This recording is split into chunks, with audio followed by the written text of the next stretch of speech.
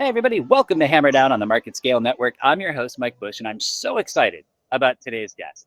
Now, I think everybody's heard me start the show by saying I'm so excited over and over again, but I oftentimes refer to some sort of trade show that I've been attending. And in 20 years of working in this industry, I've probably done 500 shows.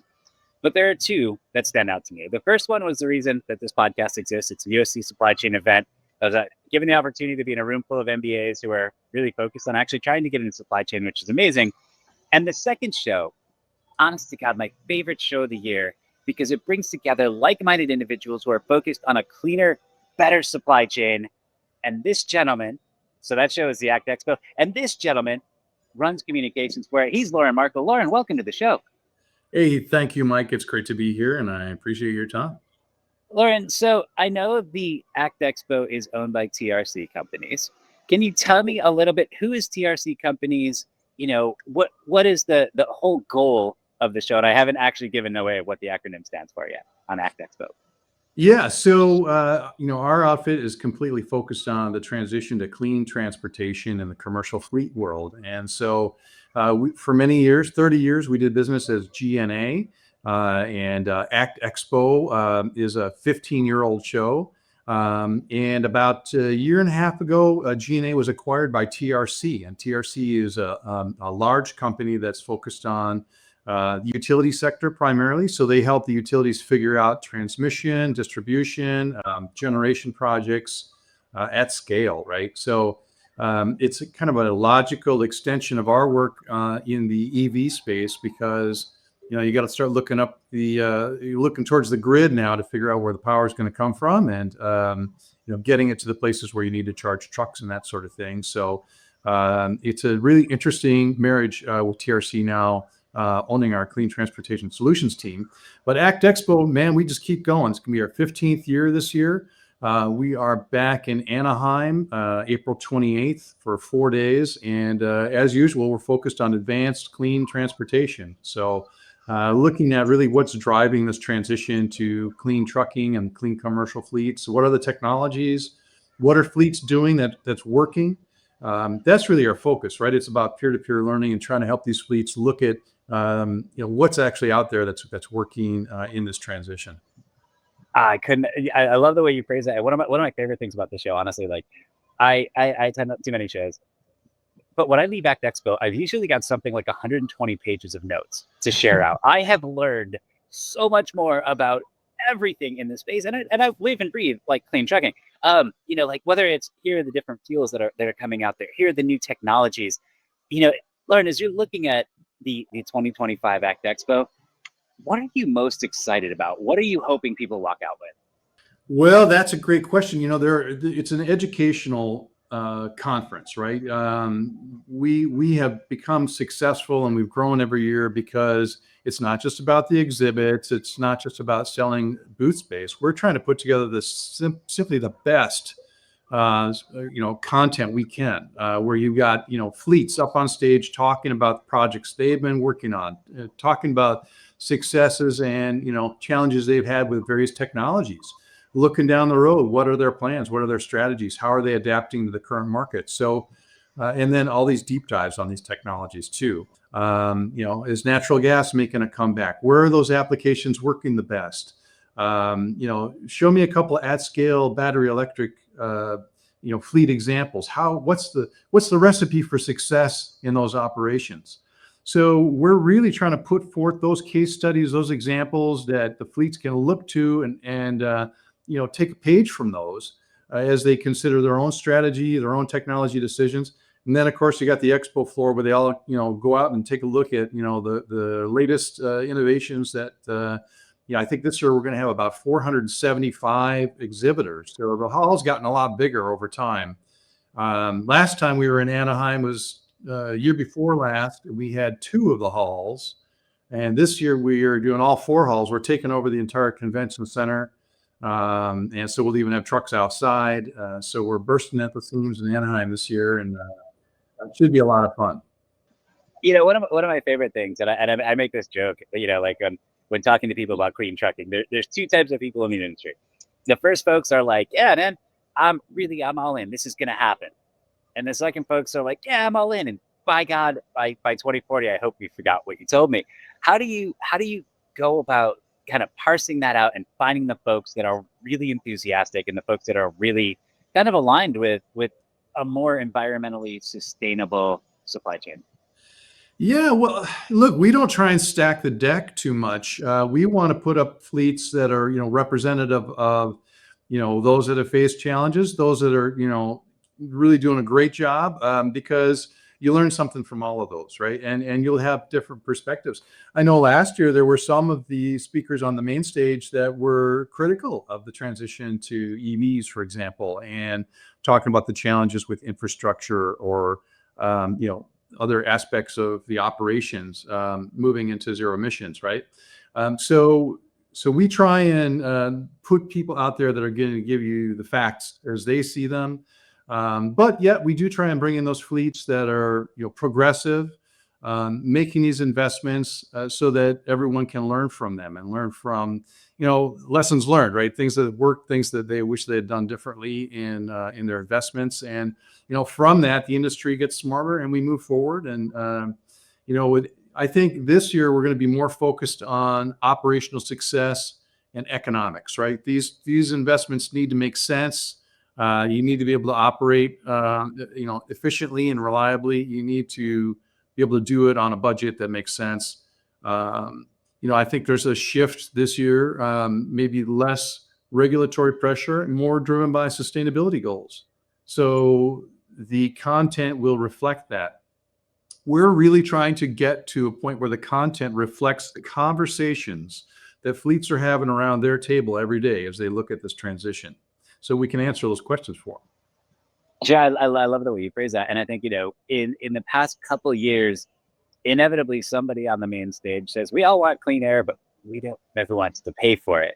So I think going into sort of the operational side of things makes a lot of sense to go, forgive the pun, but to go under the hood and actually look at, okay, where does a zero emission vehicle make the most sense?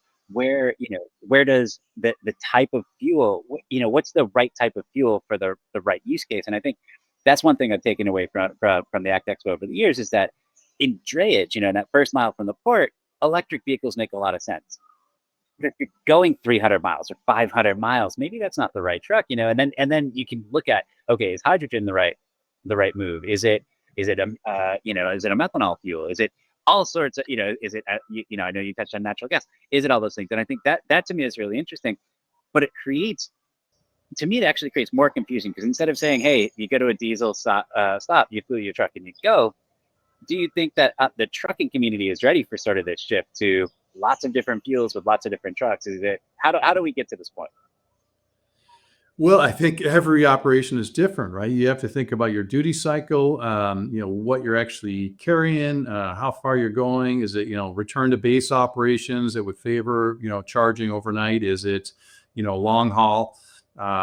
Is it last mile? All these have got a very different solution set to consider. And as you point out, drayage has been a real bright spot for electric semi trucks because the routes are predictable. There's a known range that falls kind of in the sweet spot for electric trucks.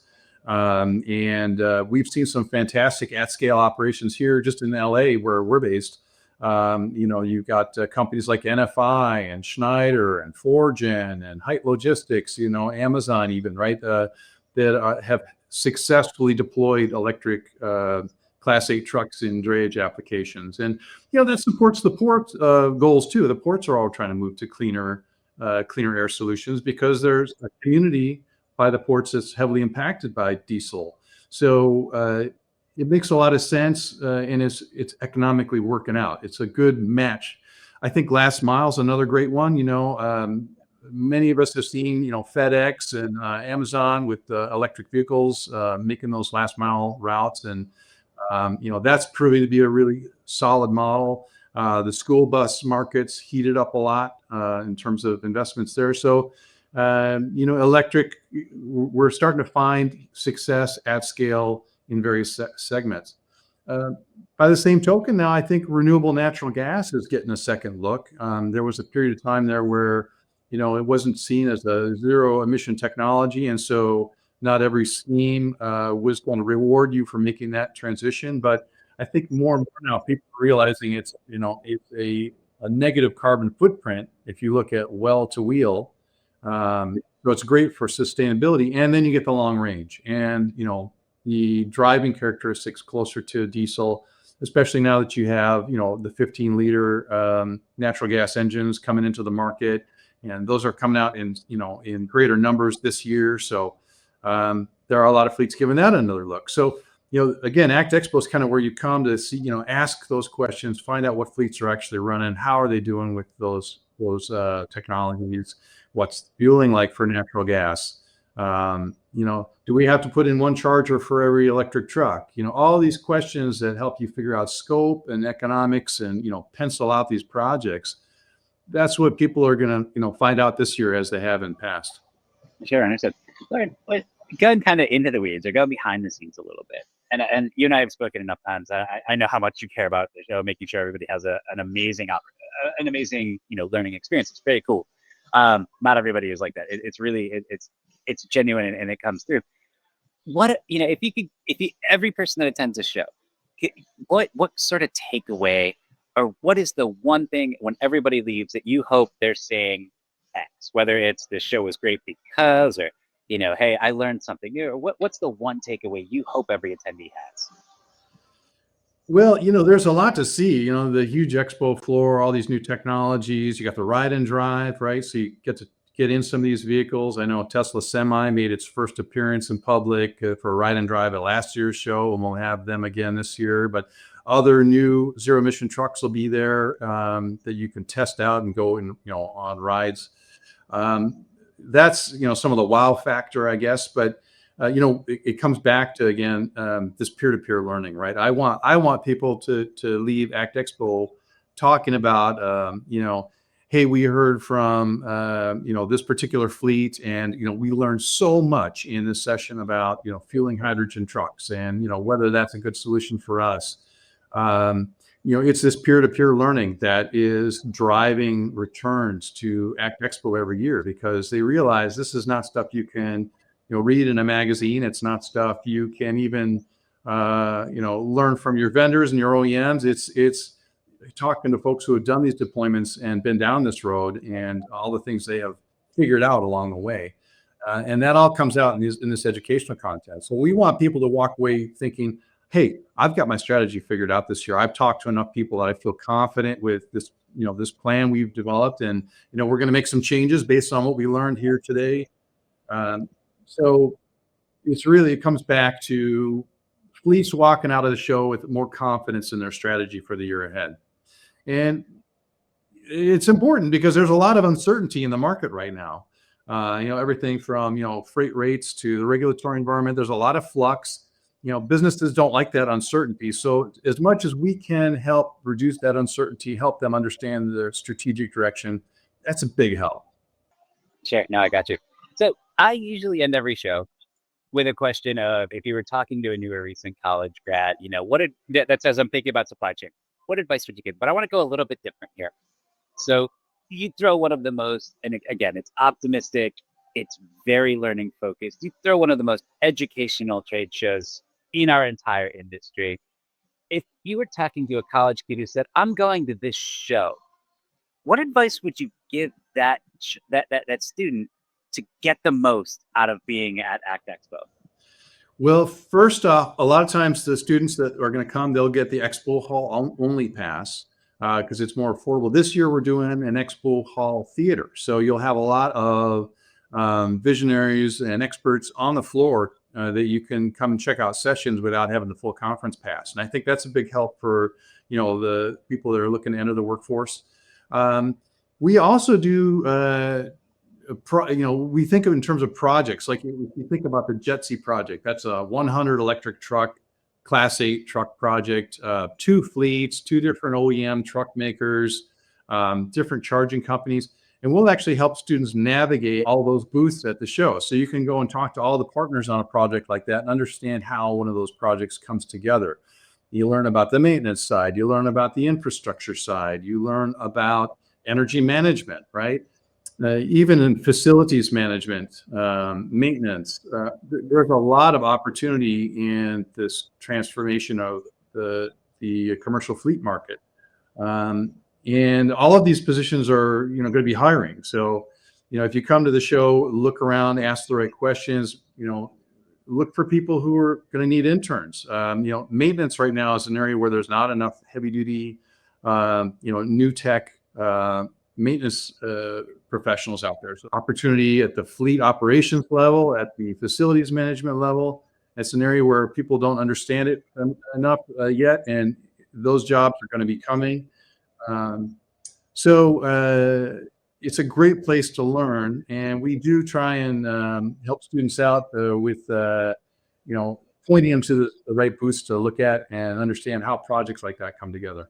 Hey, just come straight to actexpo.com, and I think that's the easiest way to learn about all the sessions, the speakers. We've announced a lot of the speakers already. All the sessions are posted. It's going to be really interesting. We'll be talking about hydrogen vehicles, electric vehicles, other fuels, biofuels. We'll be talking about how the utilities kind of fit into the equation. We'll be talking about sector-specific things, the school bus market, right? The municipal refuse markets, the transit markets, all these different applications. They'll all be covered in the content. So that's all outlined on the site. Check it out. And Mike, I look forward to seeing you again. It's a great time for us every year, and I'd like to connect up with you and help you tell the stories there. So I can't wait. Perfect, man. Lawren, appreciate you being on the show. Thank you so much, sir. Great to see you on Hammer Down, and look forward to seeing you there at ACT Expo here in April 28th. All right. We'll see you soon, sir.